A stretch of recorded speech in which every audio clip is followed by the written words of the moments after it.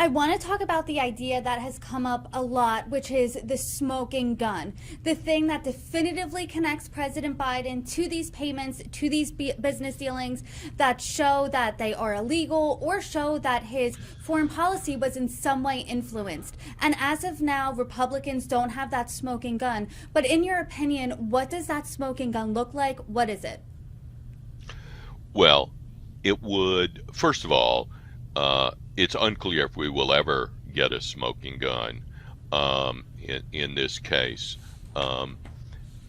It would look like money that Hunter Biden received also went to Joe Biden. It would look like people were able to testify that Joe Biden was, in some sense, not only knowledgeable about, but supportive of Hunter's dealings. We already have some of that testimony. We have it from Tony Bobulinski, for example, who met twice with Joe Biden, with Hunter present, when there were dealings that involved his business. That testimony has never been discredited.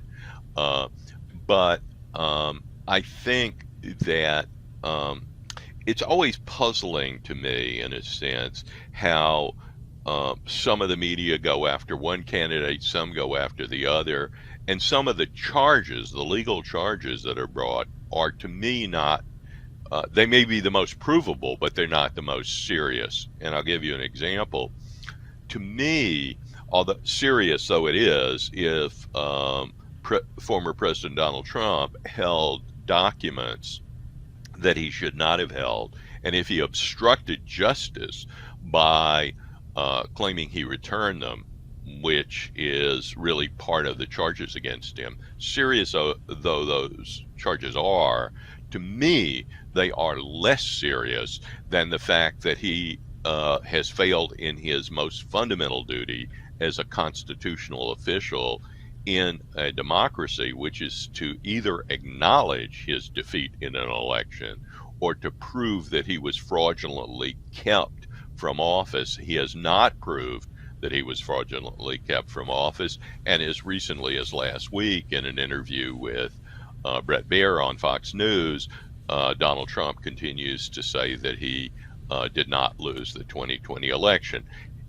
There may be charges brought, but whether they are or not, to me, that's the deepest problem. And the deepest problem with the Biden issues are that whether or not they find a smoking gun, it to me is incredible that all of Hunter and James and much of James Biden, the president's brother's income, plus money that went to the grandchildren and all the rest, the daughter-in-law, all of that, or most of it, nearly all of it, came from countries that Barack Obama had made Joe Biden the chief foreign policy person in charge of Ukraine, dealing with China, dealing with Romania.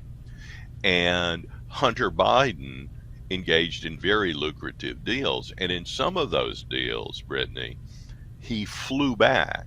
He flew in on Air Force Two, a clear signal to the people in those countries that he was politically very well connected.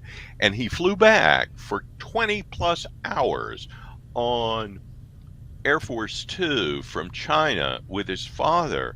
And the father is saying, I have no idea what he did while he was there.